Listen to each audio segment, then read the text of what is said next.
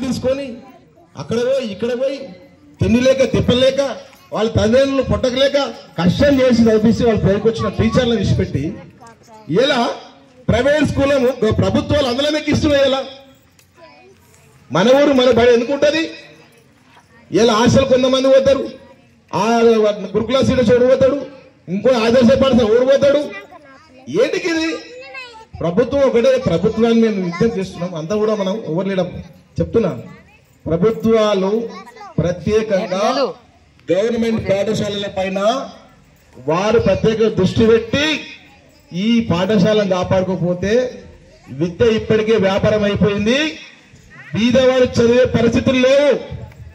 కాబట్టి ఇక్కడ మీకు స్కూల్ యూనిఫామ్లు ఇస్తారు, భోజనం పెడతారు, ఫ్రీ పుస్తకాలు ఇస్తారు, స్కూల్ గ్రౌండ్ ఆడుకోనికే మీకు అన్ని ఉన్నాయి.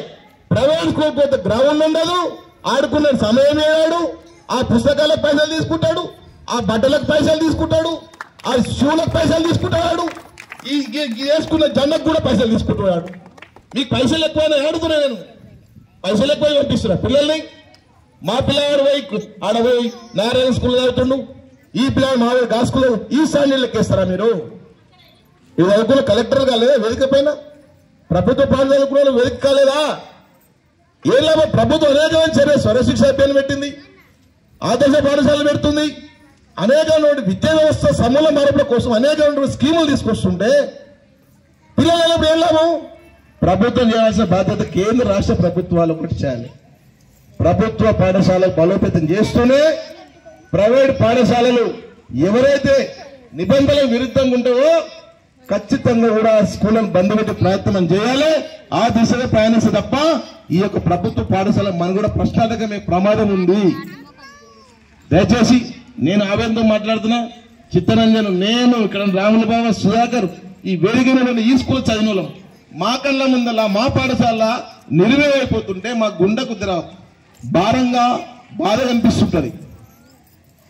కాబట్టి మీ తల్లిదండ్రులకు ఉన్నట్టు కూడా పెద్ద మనుషులు కూడా ఇందాక అరవింద్ సార్ గారు చెప్పారు, శోభారాయణ గారు మీరున్నారు, ప్రైమరీ స్కూల్ హెచ్ఎం గారు ఉన్నారు.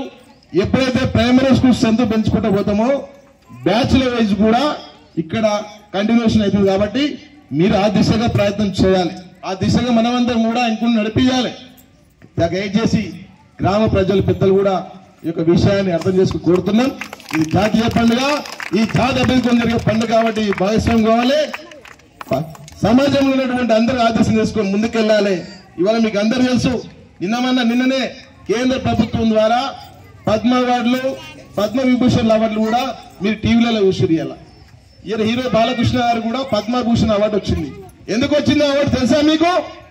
తెలుసా? చెప్పరు పిల్లలు, ఎందుకు వచ్చింది అవార్డు?